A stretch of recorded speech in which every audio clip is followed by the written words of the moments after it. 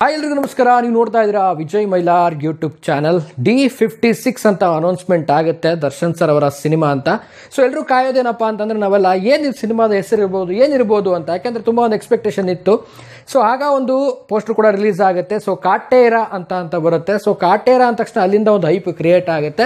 So ಅಲ್ಲಿಂದ ಹಿಡಿದು ಇಲ್ಲಿವರೆಗೂ ಕೂಡ ತುಂಬಾನೇ ಒಂದು ಹೈಪ್ ಇರುವಂಥದ್ದು. ಈಗ ಸದ್ಯಕ್ಕೆ ಟ್ರೈಲರ್ ಬಗ್ಗೆ ಹೇಳಬೇಕು. ಟ್ರೈಲರ್ ಬಗ್ಗೆ ಹೇಳಿ ಮುಂದೆ ನಾನು ಹೋಗ್ತೇನೆ ವಿಷಯಕ್ಕೆ.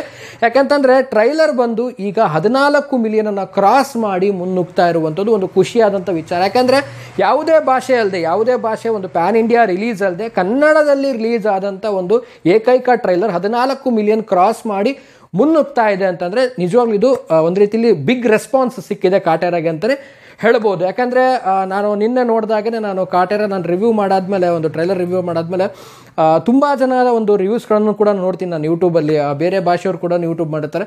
ಸೊ ಎಲ್ಲ ಕೂಡ ತಮಿಳು ಆಗಿರ್ಬೋದು, ತೆಲುಗು ಆಗಿರ್ಬೋದು, ಎಲ್ಲರೂ ಕೂಡ ಹಿಂದಿಯವರಾಗಿರ್ಬೋದು, ಎಲ್ಲರೂ ಕೂಡ ಒಂದು ಒಳ್ಳೆಯ ರೆಸ್ಪಾನ್ಸನ್ನು ಕೊಟ್ಟಿದ್ದಾರೆ, ಒಂದು ಒಳ್ಳೆಯ ಪ್ರತಿಕ್ರಿಯೆ ಸಿಕ್ಕಿದೆ. ಸೊ ಆ ಪ್ರತಿಫಲನೆ 14 ಮಿಲಿಯನ್ ದಾಟ್ಕೊಂಡು ಮುನ್ನುಗ್ತಿರುವಂಥದ್ದು. ಸೊ ಮೊದಲೇದಾಗಿ ಕಂಗ್ರ್ಯಾಚುಲೇಷನ್ಸ್ ಹೇಳಕ್ಕೆ ಇಷ್ಟಪಡ್ತೀನಿ ತರುಣ್ ಸರ್ ಟೀಮ್ಗೆ, ಮತ್ತೆಲ್ಲ ಕಾಟೇರ ಟೀಮ್ ಅವ್ರಿಗೆ ಕಂಗ್ರ್ಯಾಚುಲೇಷನ್ಸ್ ಹೇಳಕ್ಕೆ ಇಷ್ಟಪಡ್ತೀನಿ.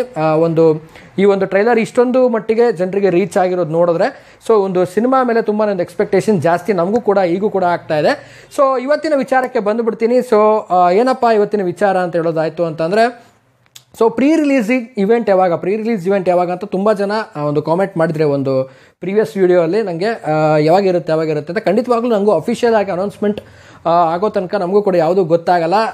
ಯಾವಾಗಿರ್ಬೋದು ಏನು ಕತೆ ಅಂತ ನೋಡೋದಾಯ್ತು ಅಂದರೆ, ಸೊ ಒಂದು ಟ್ರೈಲರ್ ಲಾಂಚ್ ನೋಡಿದಾಗ ಹುಬ್ಳಿಲಿ ಮಾಡಿದ್ದಾರೆ. ಬಟ್ ಈಗ ಪ್ರೀ ರಿಲೀಸ್ ಇವೆಂಟ್ ಎಲ್ಲಿ ಮಾಡ್ಬೋದು ಅಂತ ನೋಡೋದಾಯ್ತು ಅಂತಂದರೆ, ಸೊ ನನಗನ್ಸೋ ಪ್ರಕಾರವಾಗಿ ಏನಾದರೂ ಬೆಂಗಳೂರಲ್ಲಿ ಯಾವುದಾದ್ರೂ ಒಂದು PVR ಅಲ್ಲೋ ಅಥವಾ ಯಾವುದಾದ್ರೂ ಒಂದು ಮಾಲಲ್ಲೂ ಏನಾದರೂ ಮಾಡುವಂಥ ಸಾಧ್ಯತೆಗಳು ಇರ್ಬೋದು ಅಂತ ನಂಗೆ ಅನಿಸುತ್ತೆ. ಯಾಕಂದರೆ ಆಲ್ಮೋಸ್ಟ್ ಅಲ್ಲಿ ಈಗ ರೀಸೆಂಟಾಗಿ ಹುಬ್ಳಿಲಿ ಟ್ರೈಲರ್ ಲಾಂಚ್ ಮಾಡಿದ್ದಾರೆ. ಮತ್ತೆ ಈ ರೀತಿಯಾದಂಥ ಒಂದು ಇವೆಂಟ್ ಮಾಡ್ತಾರೆ ಅಥವಾ ಎಲ್ಲಾದರೂ ಒಂದು ಪರ್ಸ್ನಲ್ ಆಗಿ ಒಂದು ಮಾಲಲ್ಲಿ ಏನಾದರೂ ಮಾಡ್ತಾರೆ. ಸೊ ಆ ರೀತಿ ಏನಾದ್ರು ರಿಲೀಸ್ ಮಾಡ್ಬೋದಾ ಅಂತ ನನಗೆ ಅನ್ನಿಸ್ತಾ ಇದೆ.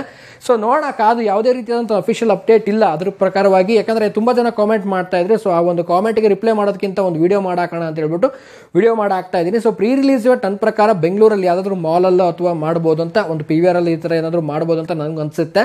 ಸೊ ನೋಡೋಣ, ಅಥವಾ ಇನ್ನೇನಾದರೂ ಮಂಡ್ಯದಲ್ಲಿ ಮಾಡುವಂಥ ಸಾಧ್ಯತೆಗಳು ಇರ್ಬೋದಾ ಅಂತ. ಯಾಕಂದರೆ ಕಳೆದ ಬಾರಿ ಒಂದು ಮಂಡ್ಯನ ಒಂದು ಹೆಸರು ಕೂಡ ಕೇಳಿಬಂದಿತ್ತು ಒಂದು ಟ್ರೈಲರ್ ಲಾಂಚ್ ಟೈಮಲ್ಲಿ.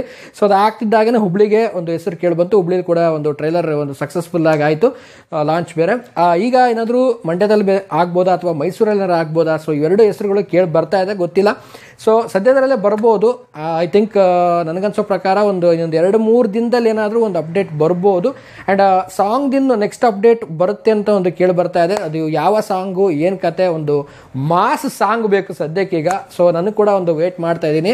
ಸೊ 2 ಲವ್ ಸಾಂಗ್ನ ಕೇಳಿದ್ದೀವಿ, ಈಗ ನೆಕ್ಸ್ಟ್ ಬರೋದು ಒಂದು ಒಳ್ಳೆ ಮಾಸ್ ಸಾಂಗ್ ಬೇಕು.